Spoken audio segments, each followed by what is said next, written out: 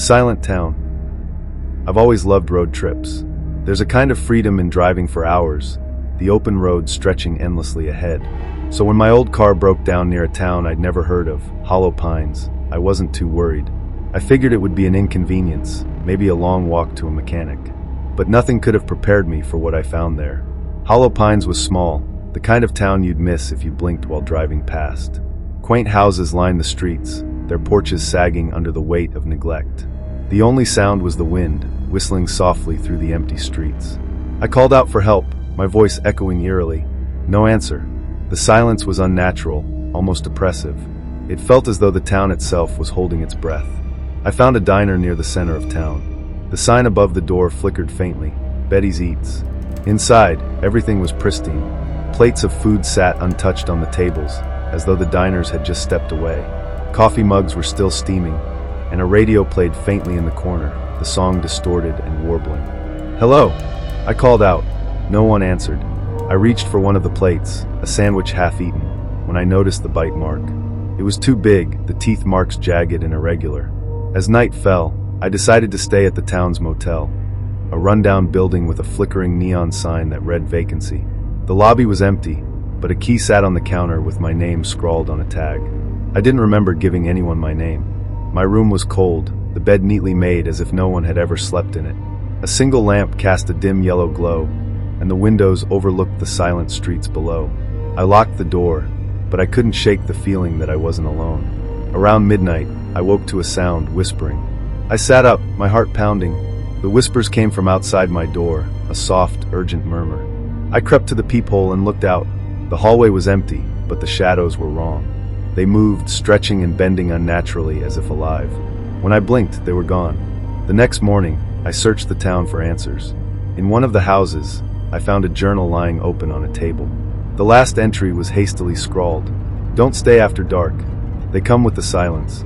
The rest of the pages were blank, but I noticed something strange. The ink was still wet, as if it had just been written.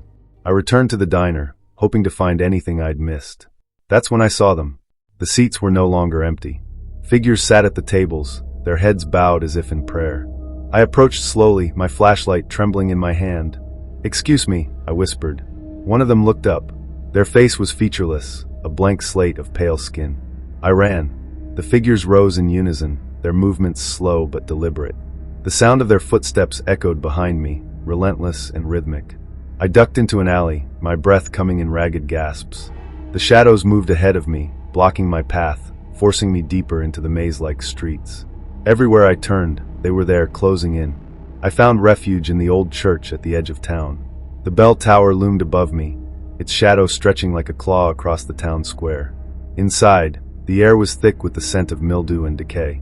I climbed the rickety stairs to the top, hoping to find some kind of vantage point. From the tower, I could see the entire town. It was surrounded by darkness, not just night, but a black void that seemed to consume everything beyond the last row of houses. And the figures were still coming. I found a rope hanging from the tower's ceiling, attached to the massive bell. I pulled it with all my strength, desperate to make a sound, to break the oppressive silence. But the bell didn't ring. Instead, the rope snapped, and the sound of it hitting the floor echoed loudly. The figures stopped, their heads tilting upward in unison. I heard a voice behind me, soft, almost a whisper. "They can't hear you. This place doesn't belong to sound anymore." I turned to see a man standing in the shadows. His eyes were sunken, his face gaunt. "What is this place?" I demanded. "It's a trap," he said. "For people like us. We're the noise, and they're the silence." The figures reached the tower, their blank faces staring up at me. The man smiled grimly. "There's only one way out." Before I could stop him, he stepped out of the bell tower, falling into the void below. The figures climbed the stairs, their footsteps impossibly loud now, drowning out my thoughts. When they reached me, I screamed, but no sound came out. I woke up in the diner, sitting at a table with a plate of food in front of me. The town was alive again, bustling with people. But something was wrong. No one spoke. The cars didn't hum, the birds didn't chirp, and my footsteps made no sound. As I stood to leave, I caught my reflection in the diner's window. My face was blank, and outside, the sign above the door now read, "Welcome to silence."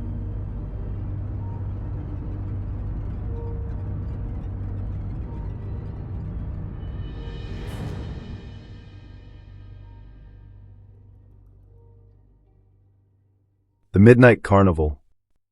It wasn't on any map, and no one seemed to know where it came from. But every so often, the Midnight Carnival would appear just outside town. The story said it only opened its gates to those who arrived after midnight, a strange mix of thrill seekers and lost wanderers.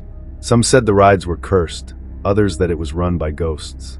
When I saw the posters plastered on telephone poles, I knew I had to see it for myself. The carnival was lit up like a firework display, its lights dazzling against the pitch-black sky. The air smelled of burnt sugar and something metallic, and faint music floated in the distance, an eerie, distorted melody. There was no ticket booth, no attendance. The gates were wide open, inviting me in. As I stepped through, the music grew louder, the lights brighter. The rides spun and whirred, their mechanisms creaking, but there were no riders. A carousel turned slowly, its painted horses chipped and weathered. The Ferris wheel loomed above, its cabins swaying in the still air. "Hello!" I called out, my voice swallowed by the carnival's noise. The only answer was laughter, faint, childlike, and coming from everywhere at once. A large tent caught my eye, its entrance framed by blinking lights that spelled out, "Fun House, enter if you dare." I hesitated, but curiosity pulled me forward. Inside, mirrors lined the walls, twisting my reflection into grotesque shapes. My arms were too long, my face stretched into a nightmarish grin.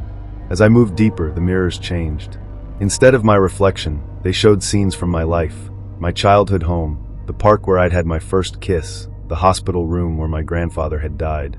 Then the images turned darker, things I'd never seen before. In one mirror, I was running, blood dripping from my hands. In another, I was lying motionless, my eyes wide and unblinking. I stumbled out of the funhouse, my heart racing. A clown stood waiting for me. His face paint was smudged, his eyes sunken and hollow. He held a balloon in one hand and a crooked cane in the other. "Did you enjoy the show?" he asked, his voice dripping with malice. I tried to back away, but his grin widened. "You can't leave now. Not without playing the game." The clown led me to a booth with 3 doors, each painted a different color, red, blue, and black. Above them a sign read, "Choose wisely. Only one leads to freedom." "What happens if I choose wrong?" I asked. The clown didn't answer. He simply handed me a coin, its surface cold and slick. I hesitated, my hand hovering over the doors. Behind the red door, I heard the faint sound of crying. The blue door whispered my name. The black door was silent. I chose the blue door. As it creaked open, a blinding light poured out, pulling me inside. I found myself in a small, dark room. A single spotlight illuminated a table with a deck of cards. The clown appeared across from me, his grin now impossibly wide. "Pick a card," he said. I drew one, my hands trembling. It showed a figure lying in a coffin, surrounded by shadows. "Ah," the clown said, his voice almost gleeful. "The card of endings." The walls of the room dissolved, and I was standing on a path lined with cages. Inside each cage was a person, their faces twisted in expressions of terror. Some screamed, others whispered incoherently. As I walked, one of them grabbed the bars and leaned toward me. "Don't trust the clown," she hissed. "He's lying. There's no way out." The clown appeared beside me, his cane tapping rhythmically on the ground. "Don't listen to them," he said.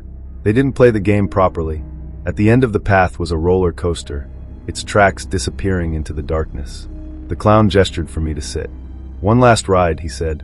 I climbed into the cart, my body shaking. As it ascended the first hill, I saw flashes of the carnival below. Only now it wasn't empty. Figures filled the rides and booths, their faces blank and pale. When the cart plunged into the darkness, the world around me dissolved. I woke up in a field, the morning sun warming my face. The carnival was gone, replaced by an empty lot overgrown with weeds. For a moment, I thought it had all been a dream.